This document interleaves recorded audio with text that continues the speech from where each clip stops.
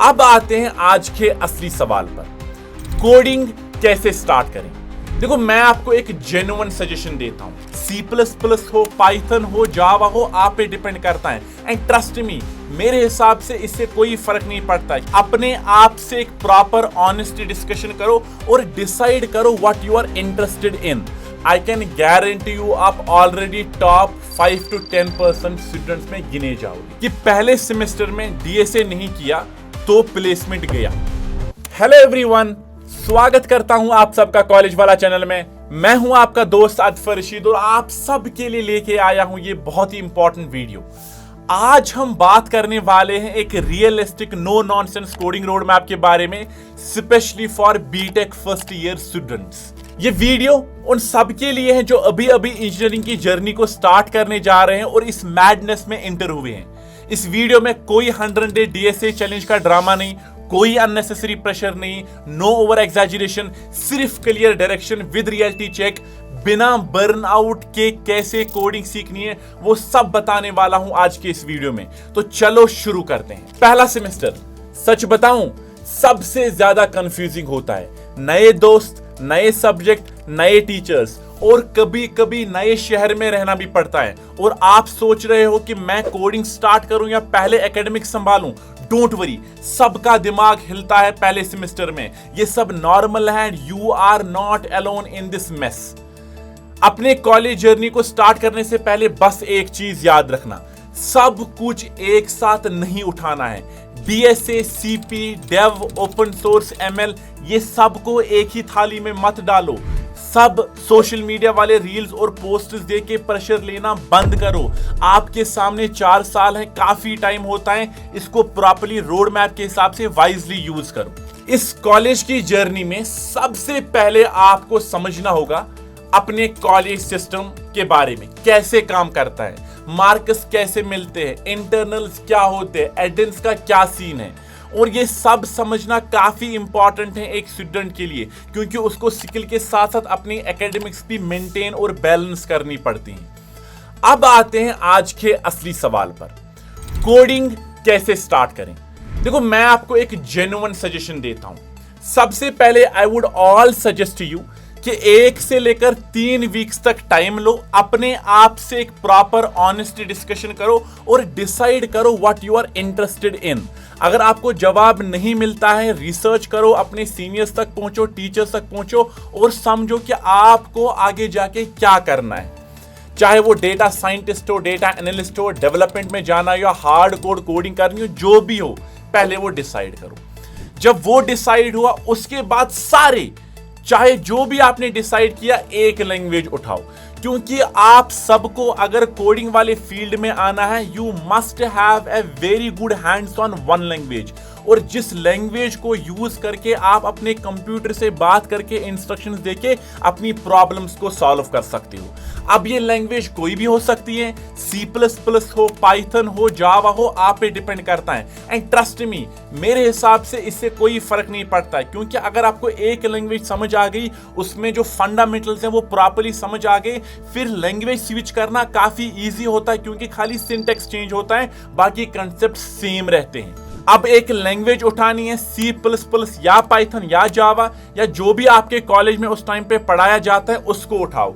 Usually हमारे college में C या C++ से स्टार्ट करते हैं, तो आप उसी से स्टार्ट कर सकते हो। अगर पाइथन है तो और भी बेटर है, क्योंकि बिगिनर फ्रेंडली है। लेकिन एट द सेम टाइम 3 से 4 लैंग्वेज के पीछे भागना बंद करो। एक ही लैंग्वेज उठाओ, उसी को स्ट्रॉन्ग बनाओ और उसी लैंग्वेज में धमाका करो। देखो, स्टार्टिंग के 1 से 3 महीने आपको सिर्फ बेसिक सीखनी है। Variables, data types, loops, conditionals, functions, arrays, strings, pattern matching या वो स्टार पैटर्न्स होते हैं, उन सब को ना प्रॉपर्ली सीखो, देखो। मुझे याद है जब मैं कॉलेज में था और हमें जब अपना प्रोफेसर स्टार पैटर्न समझा रहा था, आई वाज लाइक हम ये टाइम वेस्ट क्यों कर रहे हैं। बट बाद में रियलाइज हुआ कि उसी स्टार पैटर्न की प्रॉब्लम्स को सॉल्व कर करके मेरा जो लॉजिकल ब्रेन है वो कितना डेवलप कर गया था, और मैं आगे रियल लाइफ में अपने लॉजिकल प्रॉब्लम्स को किस तरीके से सॉल्व कर पाया था, क्योंकि उसी वजह से मेरा जो लूप्स हैं और जो मेरे एरेज के कंसेप्ट्स हैं वो काफ़ी ज़्यादा स्ट्रांग हो गए थे। अब जब आप पहले 3 महीने में अपने बेसिक फंडामेंटल्स को काफ़ी ज़्यादा स्ट्रांग करोगे, उसमें थोड़ा कंफर्टेबल आपको लगने लगेगा, तब आपको थोड़ा थोड़ा प्रैक्टिस करना है। अपना थोड़ा थोड़ा प्रैक्टिस स्टार्ट करो। डेली 1 से 2 प्रॉब्लम्स और इवन वीकेंड्स पे 3 से 4 प्रॉब्लम्स, और ज़्यादा लोड नहीं लेना है। आपको फन भी करना है, अपनी जो कॉलेज के जो एक्टिविटीज़ होते हैं उनमें भी प्रॉपरली पार्टिसिपेट करना है। तो पहला जो साल होगा इसमें हमें अपनी लर्निंग कर्व को नॉर्मली स्लो स्टार्ट करना है, और उसके बाद अपना जो नॉर्मल जिंदगी का जो एक पैटर्न होता है उसमें अपनी कोडिंग को इंजेक्ट करना है, लेकिन धीरे धीरे। शुरुआत में लीड कोड के मॉन्स्टर्स उठाने की कोई जरूरत नहीं है। इजी लेवल प्रॉब्लम्स करो जहां से आपको कॉन्फिडेंस बनेगा। आपको अपने आप में कॉन्फिडेंस होना चाहिए कि मैं ये प्रॉब्लम सॉल्व कर पा रहा हूं, चाहे वो इजी क्यों ना हो। पहले इजी से ही स्टार्ट करो। पहले 2 से 3 महीने तक डीएसए का नाम ही नहीं लो। इवन मैं बोलूंगा पहले साल में डीएसए के काफी बेसिक लेवल क्वेश्चंस करो। डीएसए के नाम पे ट्री ग्राफ मत उठाओ।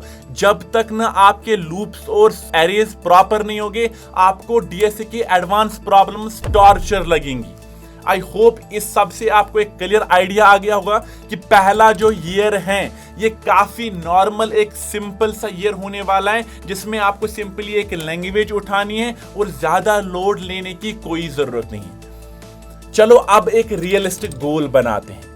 अगर आप ये 5 चीजें कर लेते हो ना पहले साल में, जो मैं आपको बताने जा रहा हूं, आई कैन गारंटी यू आप ऑलरेडी टॉप 5 to 10% स्टूडेंट्स में गिने जाओगे। अब ये 5 चीजें क्या है? सबसे पहले जो मैंने ऑलरेडी बोला, एक लैंग्वेज अच्छे से सीखो, उसका सिंटेक्स अच्छे से सीखो, जो बेसिक फंडामेंटल उन सब को प्रॉपरली अपने आपके दिमाग में फिक्स कर लो।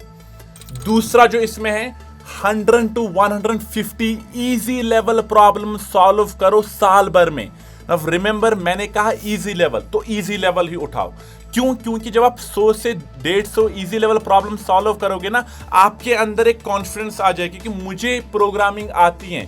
उसके बाद नेक्स्ट साल में हम अपनी लेवल को बूस्ट करेंगे। तीसरा जो पॉइंट है जो आपको करना चाहिए पहले साल में, that is create 2 to 3 mini projects. वो मिनी प्रोजेक्ट्स काफी सिंपल होने चाहिए। 4th पॉइंट, गिटहब का बेसिक समझ लो। कैसे रेपो अपलोड होता है, कैसे कमिट होता है, कैसे पुश पुल होता है, वो सारी चीजें सीख लो। और पहले साल से ही रिज्यूमे बनाना स्टार्ट करो धीरे धीरे। मैंने अभी तीसरा पॉइंट बोला था ना, 2 to 3 मिनी प्रोजेक्ट्स बनाओ। आपको इसका मतलब ये नहीं है कि आप प्रोजेक्ट्स का प्रेशर लो। प्रोजेक्ट्स का प्रेशर बिल्कुल भी नहीं लेना है। सिंपल आइडियाज पिक करो, कैलकुलेटर बनाओ, रॉक पेपर सीजर गेम बनाओ, या टू डू एप्लीकेशन बनाओ, क्विज ऐप बनाओ। तो आइडिया यहाँ पे ये सिंपल चीज है कि पहले साल में मुझे अपने बेसिक फंडामेंटल्स क्लियर करने हैं, उससे ज्यादा कुछ नहीं। मैं जब अपने फर्स्ट ईयर में था ना, मैंने सिर्फ एक फीडबैक फॉर्म बनाया था HTML और CSS से, और उसी पे टीचर्स ने ट्रस्ट में मुझे अप्रिशिएट किया था। क्योंकि सिंपल चीजें पहले साल में इंपैक्टफुल हो सकती हैं।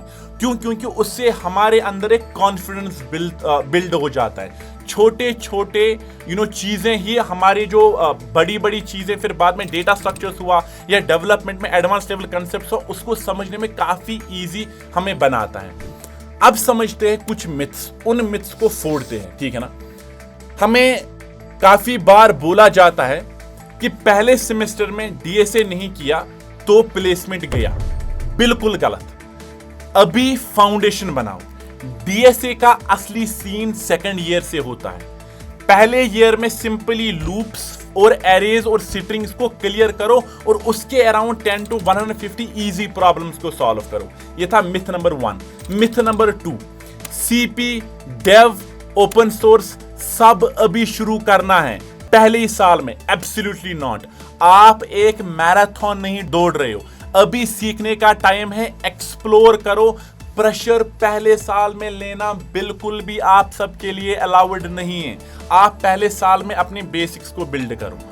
तीसरा जो मिथ हमें सुनने को काफी ज्यादा मिलता है, सब लोग आगे निकल गए हैं। सोशल मीडिया पे आप देखोगे ये रील वो रील कि वो ऐसे प्रोजेक्ट बना रहे हैं, सब आपको इग्नोर करना है। सोशल मीडिया सिर्फ हाईलाइट दिखाता है, कोई भी बंदा अपनी स्ट्रगल पोस्ट नहीं करता है। आपकी जर्नी आपकी अपनी स्पीड से चलेगी, और अगर आप इस स्पीड से चलोगे ना, ट्रस्ट मी 4 साल के बाद आपको प्लेसमेंट लेना काफी ज्यादा इजी हो जाता है। तो लर्नर्स, बीटेक फर्स्ट ईयर में आपको सिर्फ इन सब चीजों को अवॉइड करना है, और जैसे मैंने बोला 4 से 5 चीजें करनी है। वो क्या था? एक लैंग्वेज अच्छी तरह से सीखनी है, लिखनी सीखनी है, 100 से 200 क्वेश्चन सॉल्व करो पूरे साल में, कोई जल्दबाजी नहीं है। 2 से 3 छोटे मिनी प्रोजेक्ट्स बनाओ जिससे आपको कॉन्फिडेंस बिल्ड हो जाएगा। 4th was GitHub and resume basic सीखो। और 5th थी, 5वीं चीज जो मैंने उससे पहले नहीं बोली, जो सबसे इंपॉर्टेंट है, एकेडमिक्स को भी सीरियसली लेना है। एकेडमिक्स में बैकलॉग्स बिल्कुल भी नहीं लेने हैं। अपना जो पॉइंटर है उसको प्रॉपरली मेंटेन करके रखना है। मेरी सजेशन होगी 7 और 9 के बीच में आपका जो पॉइंटर है वो रहना चाहिए। तो एकेडमिक्स को भी प्रॉपरली सीखना है और सीरियस लेना है। तो कॉलेज का पहला साल काफी ज्यादा सिंपल रखना है। उसके बाद सेकेंड ईयर से आपका जो अपना गोल है उसको प्रॉपरली अचीव करने के लिए आपको अपनी जर्नी अच्छे से स्टार्ट करनी पड़ेगी। चाहे डेटा स्ट्रक्चर्स हो, डेवलपमेंट हो, एआई हो, उसी के हिसाब से आपको एडवांस कंसेप्ट सीखने पड़ेंगे। देखो, इस 4 साल की डिग्री में आपको एक पार्टनर चाहिए होगा जिससे आप रिसोर्सेज ले सकते हो, जिससे आप कोर्सेज पढ़ सकते हो। And I think PW skills से बेटर आपको नहीं मिलेगा। तो अभी जाओ pwskills.com पे और एक्सप्लोर करो, स्पेशली DSA के डी कोड बैचेस, जिससे आपको DSA की एक क्लियर आइडिया मिल जाएगा और एक लैंग्वेज पे एक प्रॉपर होल्ड आ जाएगा, चाहे पाइथन हो, C++ हो और जावा हो। आई होप आपको ये रोड मैप, ये पहले साल की जर्नी के बारे में एक रियलिस्टिक चेक मिल गया होगा। अगर आपको अच्छा लगा तो कमेंट सेक्शन में बताओ अपना फीडबैक, और बताओ अभी आप किस सेमेस्टर में हो। तो thank you so much guys, take care of yourself, bye bye.